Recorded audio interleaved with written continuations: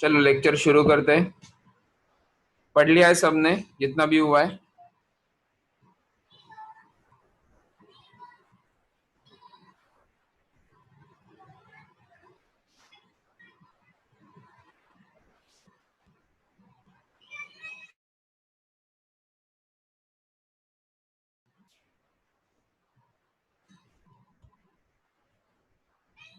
Hello, मेरी आवाज सुनाई दे रही है सबको?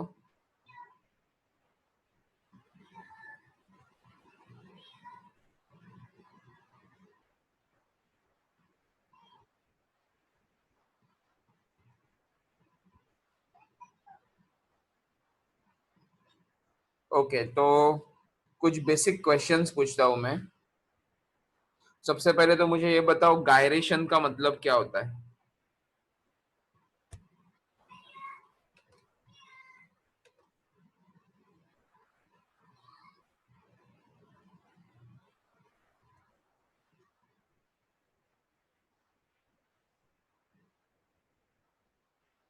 हेलो।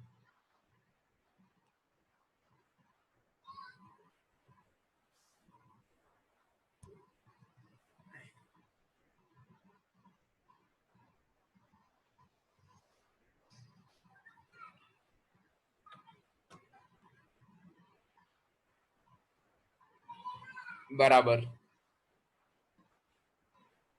दोनों ने बराबर बताया, प्रबोध ने भी और प्रथमेश ने भी। दूसरा क्वेश्चन ये है, लीनियर मोमेंटम और एंगुलर मोमेंटम के बीच का रिलेशनशिप बताओ।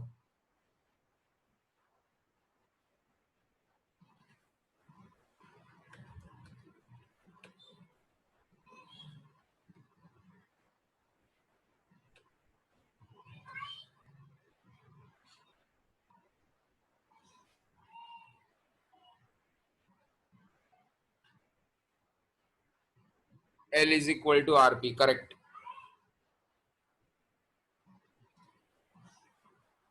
एंगुलर मोमेंटम का दूसरा नाम बताओ। एंगुलर मोमेंटम को और एक नाम है, वो बताओ। बताया था, मैं लास्ट लेक्चर में बताया था ये।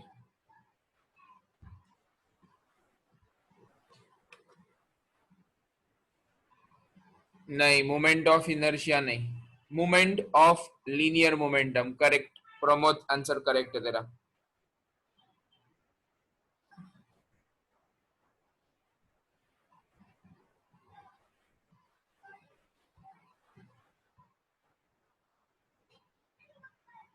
नेक्स्ट क्वेश्चन ये है, अगर मैं एक रोटेटिंग बॉडी का मास चेंज करता हूं तो क्या उसका एंगुलर मोमेंटम चेंज होगा?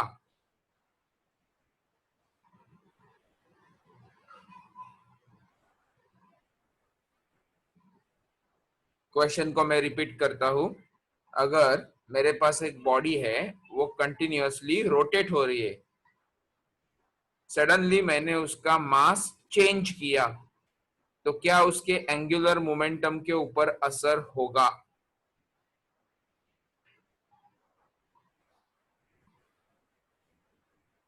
क्यों होगा और कैसे होगा वो भी बता दो अब। हाँ, यस, आंसर करेक्ट है। चेंज होगा। क्यों होगा, कैसे होगा, बता दो। बराबर। L is equal to I into omega रहता है ना। एंगुलर मोमेंटम और moment of linear momentum is equal to moment of inertia multiplied by angular velocity और स्पीड और फ्रीक्वेंसी। तो ये जो मोमेंट ऑफ इनर्शिया है ना, उसका जनरल फॉर्मूला क्या आता है? Integration of R square DM, याद है? मोमेंट ऑफ इनर्शिया मतलब कैपिटल आई, उसका जनरल फॉर्मूला आता है इंटीग्रेशन आर स्क्वायर डीएम।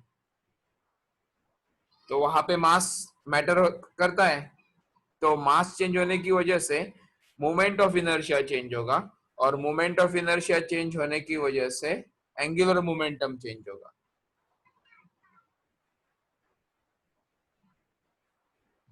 बराबर ना? ये सब गलत है अभी जो मैंने बोला, और तुम लोग जो जवाब दे रहे हो ना, सब गलत है ये। क्यों बताओ? तुम लोग ही सोचो।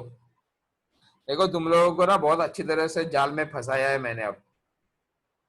स्टार्टिंग से हाँ हाँ हाँ बोलते गए, स्टार्टिंग के 2 क्वेश्चन का जवाब बराबर दिया था, लेकिन ये एंगुलर मोमेंटम से रिलेटेड जब चालू किया ना हम लोगों ने, ये लास्ट वाला क्वेश्चन मैंने जानबूझ के हाँ राइट है बोला था।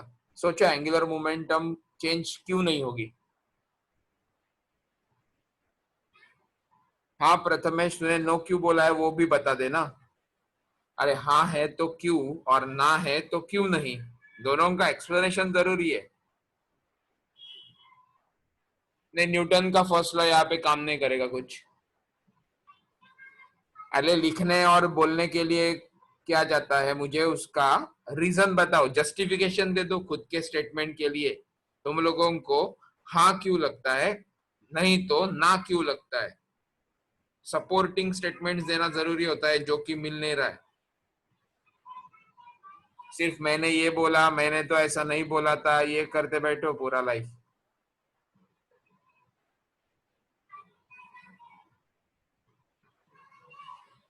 मेरा क्वेश्चन ये है, अगर मेरे पास एक रोटेटिंग बॉडी है, एक डिस्क है अपने पास, सीडी या डीवीडी है, वो घूम रही है कंटिन्यूअसली,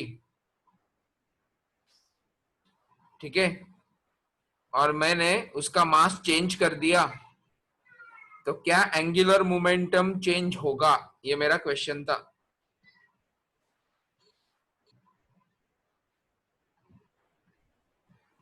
तो रितेश तेरा आंसर भी हाँ आएगा ना, चेंज होगा आएगा ना, लेकिन वो गलत है।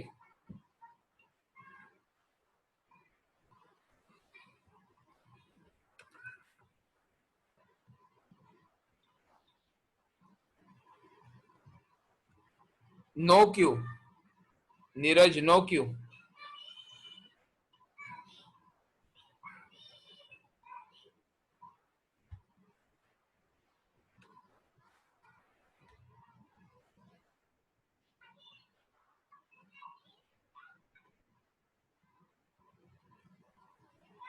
क्योंकि हम लोगों ने बहुत 11 के बहुत स्टार्टिंग में प्रिंसिपल देखे थे, उसमें प्रिंसिपल था conservation of angular momentum. Angular momentum कभी चेंज नहीं होता है, वो कंजर्व होता है। समझा कुछ?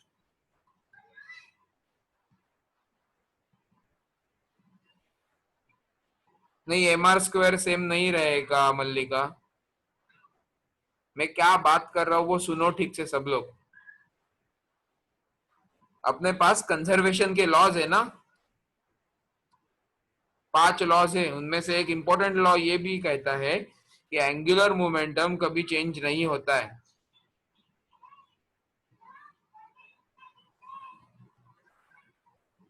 तो अब होगा क्या?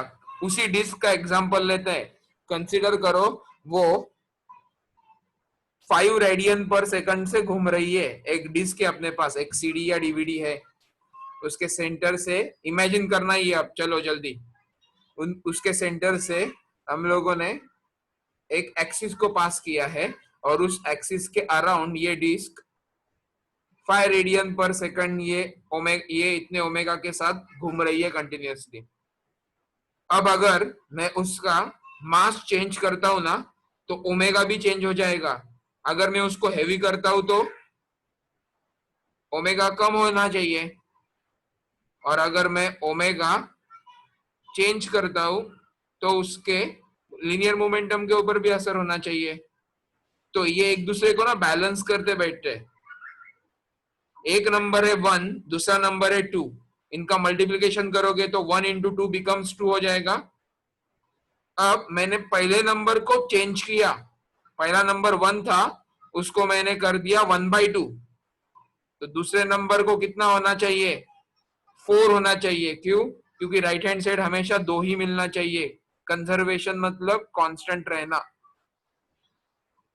आई होप ये क्लियर हो गया सबको। तो अगर मैं उस रोटेटिंग बॉडी का मास चेंज कर देता हूं ना, तो उसके ओमेगा के ऊपर असर होगा, और फाइनली उन दोनों का जो प्रोडक्ट लेंगे, मोमेंट ऑफ इनर्शिया और ओमेगा, वो पहले के इतना ही मिलेगा। क्लियर हो गया क्या ये?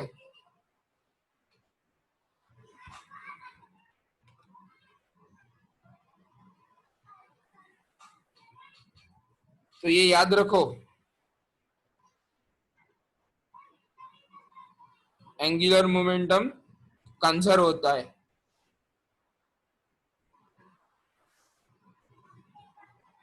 नेक्स्ट क्वेश्चन ये है, अगर मैं मास चेंज करता हूं किसी रोटेटिंग ऑब्जेक्ट का, तो क्या उसके ऊपर काम करने वाला टॉर्क चेंज होगा?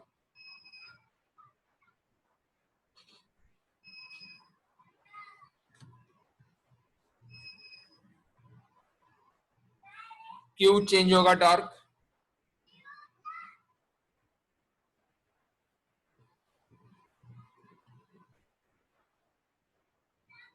आदर्श माने बोला।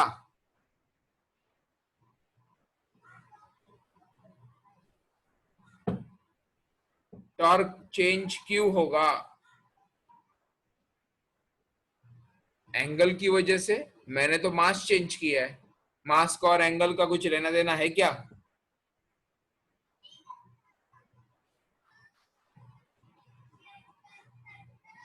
हाँ नीरज, बराबर है तेरा आंसर।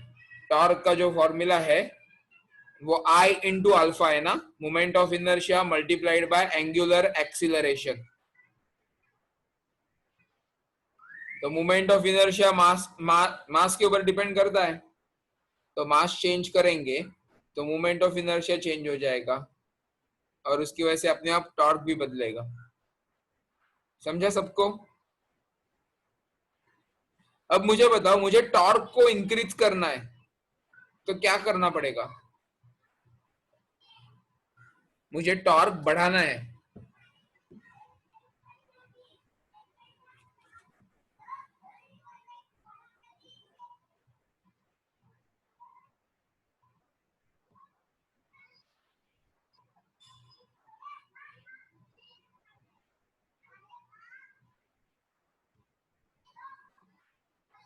मुझे टॉर्क बढ़ाना है, इंक्रीज करना है। अरे प्रमोद, अभी हम लोग जो रोटेशन से रिलेटेड पढ़ रहे हैं ना, उसका यूज करके इसका आंसर दे। 90 डिग्री के लिए मैक्सिमम होता है, ये सब सही बात कब मिलेगी पता है? टॉर्क के फॉर्मूला में जब साइन थीटा आएगा तब। अब अपने पास टॉर्क का फॉर्मूला आई इंटू अल्फा है, तो इसमें एंगल कहां से लाएंगे बताओ मुझे?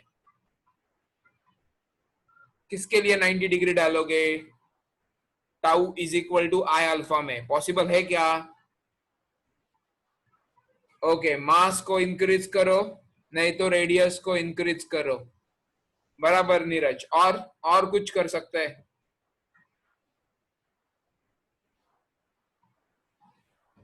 देखो, मास को इंक्रीज करेंगे ना तो गड़बड़ हो सकती है, थोड़ी हेवी हो जाएगा। रेडियस को इंक्रीज करेंगे मतलब फिर से वही हो जाएगा, मास कांस्टेंट रख के रेडियस को चेंज कर सकते हैं। चलो, मैं तुम लोगों को ये सिंप्लीफाई करके बताता हूँ। तुम लोगों ने कौन से भी इंजन का टॉर्क सुना रहेगा, जो रेसर कार होते हैं ना उनका टॉर्क वगैरह देखो कभी, और उसका अलग अलग गियर पे अलग अलग टॉर्क का वैल्यू दिया हुआ रहता है, पता है? अल्फा ही बढ़ाना है, उसी के ऊपर आना है नीरज। तो एक्चुअल में इंजन से रिलेटेड जो भी कैलकुलेशंस होते हैं उनमें रेडियस और मास नहीं चेंज करते, जनरली शाफ्ट रहता है। ये जो जो भी आगे मैकेनिकल इंजीनियरिंग को जाएगा या इलेक्ट्रिकल इंजीनियरिंग को जाएगा, उसको ये आगे आएगा पढ़ने के लिए। तो शाफ्ट नाम का एक ऑब्जेक्ट या इंस्ट्रूमेंट रहता है या मैकेनिकल पार्ट रहता है, तो उसका शेप कभी चेंज नहीं करते, उसका मास उसका रेडियस चेंज नहीं करते, सिर्फ उसको अलग अलग पावर दे के उसका हम लोग ओमेगा चेंज कर सकते हैं। ओमेगा मतलब एंगुलर स्पीड और वेलोसिटी। तो ओमेगा चेंज होने की वजह से अल्फा भी चेंज होगा। अल्फा क्या है? Angular acceleration. कहाँ से पैदा होगा? Rate of change of angular velocity. तो अगर तुम लोग बहुत ही कम टाइम में बहुत ज्यादा वैल्यू से एंगुलर वेलोसिटी को चेंज कर रहे हो, इसका मतलब तुम लोग अच्छा खासा अल्फा जनरेट कर रहे हो। कुछ समझ में आया? हेलो?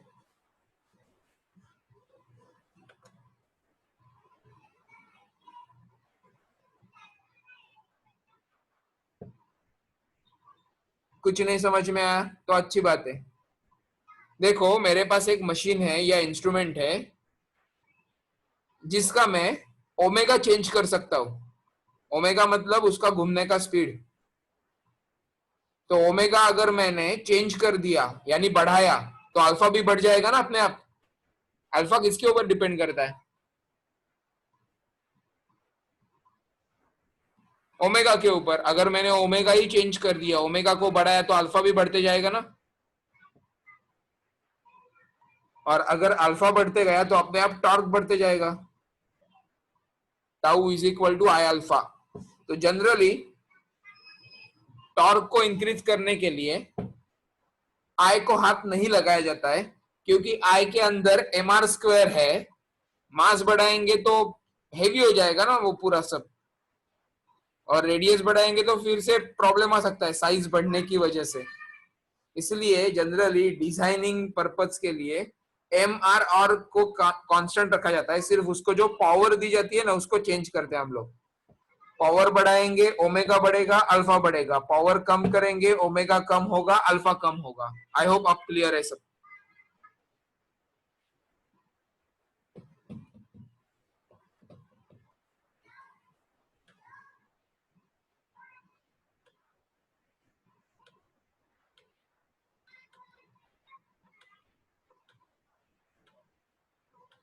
ये यहां तक पढ़ा था, देखो हम लोगों ने। यहां तक हुआ था लास्ट लेक्चर में। Tau is equal to I alpha.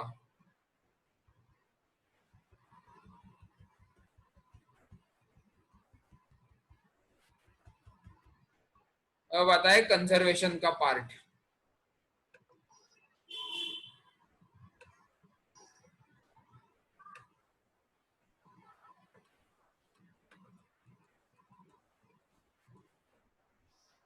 चलो पढ़ लो ये जल्दी।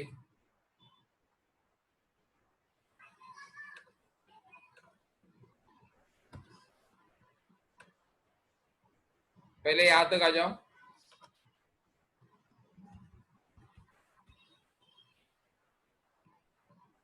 अभी जो हम लोगों ने डिस्कस किया ना, उसका हेल्प होगा इसके लिए।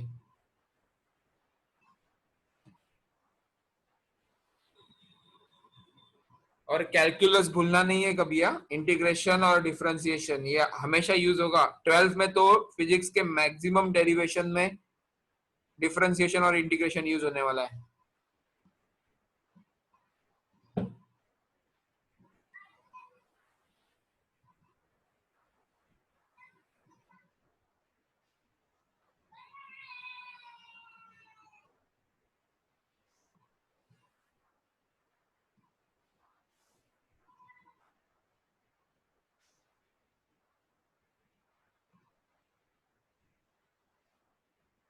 और ये यहाँ पे जो फॉर्मूला दिख रहा है ना, ये उसका करेक्ट सीक्वेंस है। हाँ? हमेशा आर पहले आएगा, रादर आर बार पहले आएगा। क्रॉस पी बार। तुम लोग अगर उल्टा लिखते हो गड़बड़ हो जाएगी, क्योंकि क्रॉस प्रोडक्ट में कम्यूटेटिव लॉ फॉलो नहीं होता है। तो तुम लोग अगर पी बार क्रॉस आर बार लिखोगे तो माइनस एल बार हो जाएगा, ये याद रखो।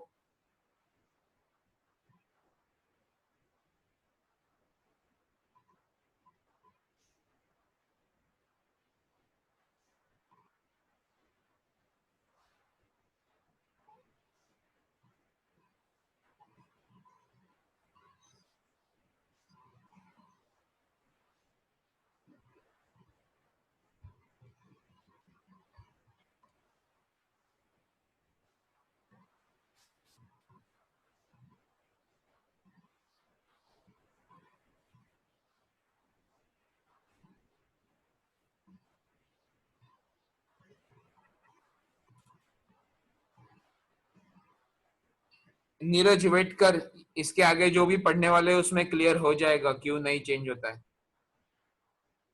चलो तुम लोगों को और एक एग्जांपल बताता हूँ। ये शायद मैंने सर्कुलर मोशन के चैप्टर में या क्लासरूम के लेक्चर में बताया होगा, मुझे पता नहीं, फिर भी अगर सुना रहेगा तो फिर से सुन लो एक बार। कंसिडर करो तुम लोग घूमने वाले चेयर के ऊपर बैठे हो, जो ऑफिस में चेयर यूज होता है या पीसी के सामने चेयर यूज होता है ना, जो पूरा 360 डिग्री में रोटेट होता है, घूमता है, उस चेयर के ऊपर तुम लोग बैठे हुए हो, ठीक है। और तुम्हारे हाथ फोल्डेड है, मतलब बाहर नहीं निकाले तुम लोगों ने चेयर के, और एक सर्टन एनर्जी के साथ मैं तुम लोगों को रोटेट कर रहा हूं। तो हम लोगों ने तुम्हारा रोटेशन गिन लिया। अब फिर से सेम एनर्जी लगाकर मैं तुम लोगों को घुमाने वाला हूं। सिर्फ इस बार तुम लोगों को दोनों हाथ बाहर निकालने हैं चेयर के। क्या होगा, उतने स्पीड से घूमोगे या स्पीड कम हो जाएगा?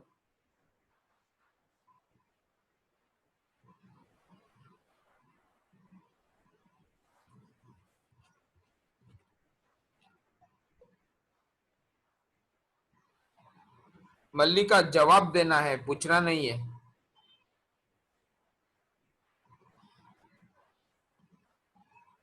सेकंड कंडीशन में स्पीड इंक्रीज होगा, गलत। तुम लोगों ने हाथ बाहर निकाले हैं दोनों, कम होना चाहिए क्योंकि तुम्हारा रेडियस बढ़ गया।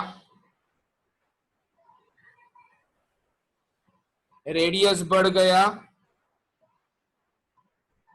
तो तुम्हारा ओमेगा कम हो जाएगा, क्योंकि रेडियस और ओमेगा ये इनवर्सली प्रोपोर्शनल है।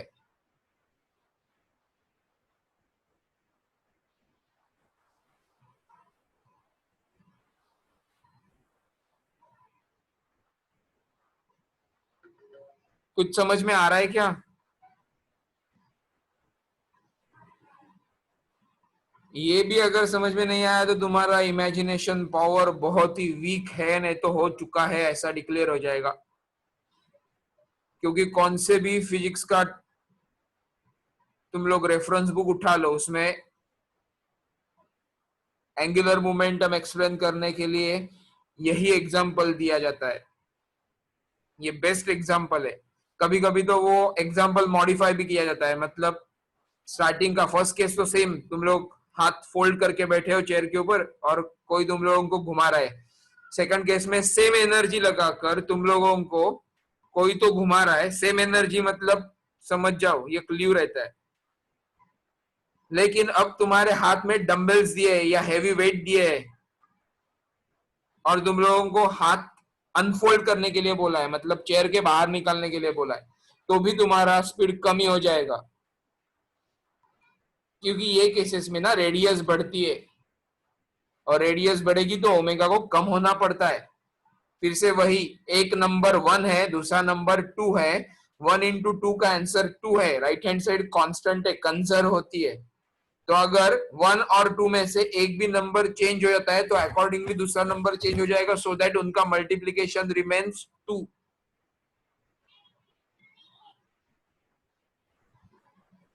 तो एंगुलर मोमेंटम कंजर्व होती है हमेशा।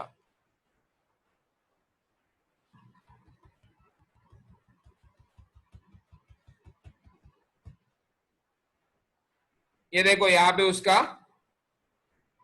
Theoretical explanation. अब तक हम लोगों ने जो भी पढ़ा ना, वो फॉर्मूला था उसमें, लेकिन एग्जाम्पल्स ज्यादा थे, एक्सपेरिमेंटल था। लेकिन किसी भी लॉ को ना दोनों टेस्ट पॉजिटिव आने चाहिए उसके, मतलब मैथ से भी वो प्रूव होना चाहिए और एक्सपेरिमेंट से भी होना चाहिए, तो ही वो एक्सेप्ट किया जाता है। कांस्टेंट तक पढ़ लो।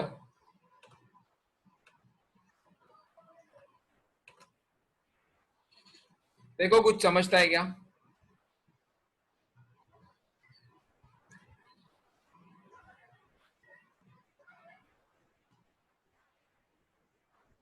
और ये क्या किया है फर्स्ट स्टेप में वो भी बताओ मुझे। फर्स्ट स्टेप में ये क्या किया है, ये वाला जो पार्ट है ना, ये क्या किया है?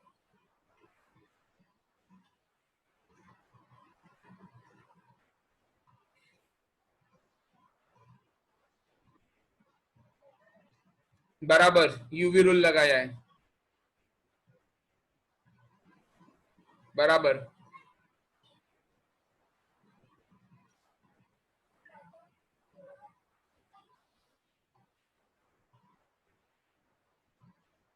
उसमें से dr बाई dt की वैल्यू आ गई v। ये हम लोगों ने सर्कुलर मोशन में देखा है, dr बाई dt की वैल्यू v हो जाती है। सर्कुलर मोशन के टेंजेंशियल एक्सेलरेशन से रिलेटेड जो भी पार्ट था ना उसमें किया है ये ऐसा।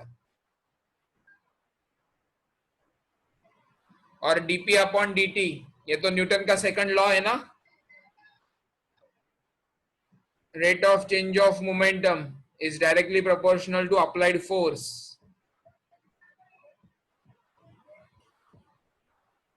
तो ये सब्स्टिट्यूट करने के बाद क्या मिलता है, R cross F plus M into bracket V cross V. तो v क्रॉस v का आंसर 0 होना चाहिए ना। वेक्टर्स याद है, vectors I cross I is equal to j cross j is equal to k cross k is equal to 0। खुद का खुद के साथ क्रॉस प्रोडक्ट लेते हो तो आंसर 0 आता है, क्योंकि क्रॉस प्रोडक्ट के एक्सपेंशन में साइन थीटा आता है, साइन 0 इज इक्वल टू 0। तो बचा कौन, r क्रॉस f। लेकिन r क्रॉस f क्या रहता है, torque. Tau is equal to R F sine theta, ये फॉर्मूला 11th में पढ़ाया है ना, डोर का एग्जांपल, रोटेशन।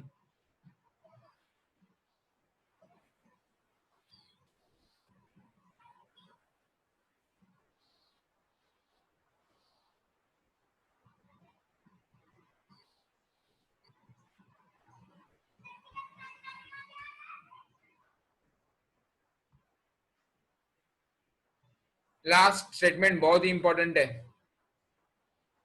तो dl bar by dt is equal to r bar cross f bar. In short dl bar by dt is equal to tau bar मिला। अब torque अगर 0 रहेगा तो हम लोग यूज करते एक स्टेटमेंट याद है न्यूटन के लॉ में, unless unbalance external force acts on it. याद है ना, ये स्टेटमेंट का लास्ट पार्ट होता है। और वैसे ही रोटेशन में भी एक वर्ड आता है, unless unbalanced external torque acts on it. देखो फोर्स की वजह से, जनरल या फोर्स की वजह से ट्रांसलेशनल मोशन क्रिएट होता है, और टॉर्क या मूवमेंट ऑफ फोर्स की वजह से रोटेशनल मोशन क्रिएट होता है। रोटेशनल या सर्कुलर बोल सकते हो। अब वो इनडायरेक्टली सर्कुलर मोशन में भी फोर्स आएगा ही, क्योंकि टॉर्क के अंदर फोर्स बैठा हुआ है। इन शॉर्ट ये सब फोर्स की वजह से होता है। और हम लोग स्टेटमेंट में क्या लिखते हैं, unless and until unbalance external force acts on it. मतलब ये जब तब तक नहीं होगा जब तक बाहर से अनबैलेंस फोर्स उसके ऊपर काम नहीं करता। इन शॉर्ट ये हम लोग 0 मानते हैं। तो यहाँ पे टाउ इज इक्वल टू 0 जो लिखा है,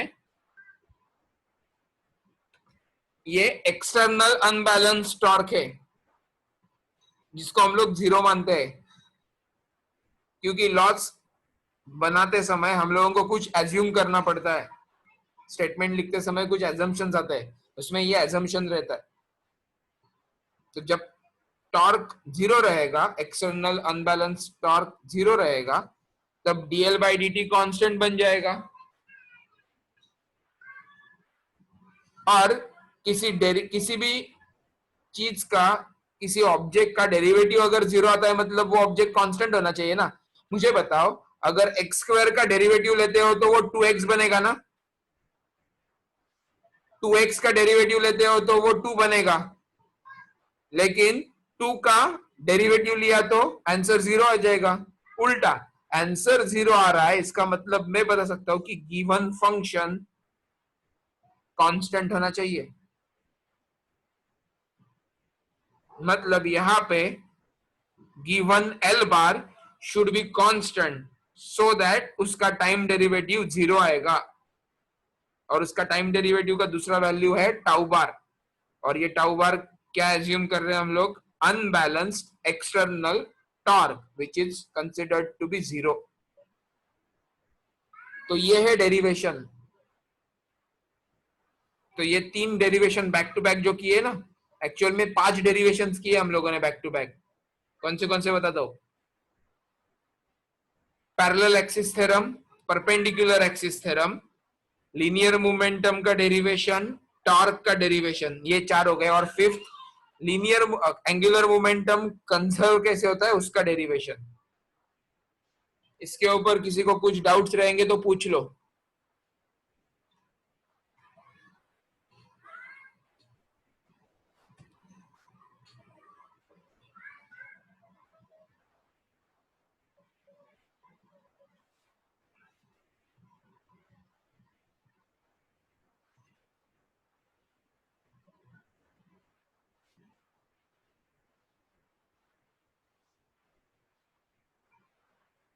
हेलो,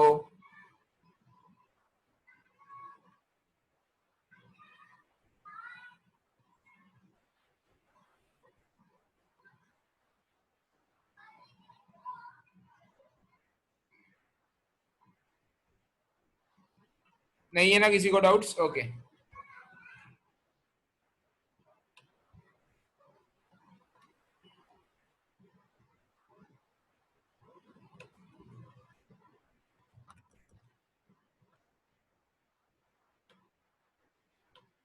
यहाँ पे इन्होंने एग्जाम्पल्स दिए, यहां से पढ़ो।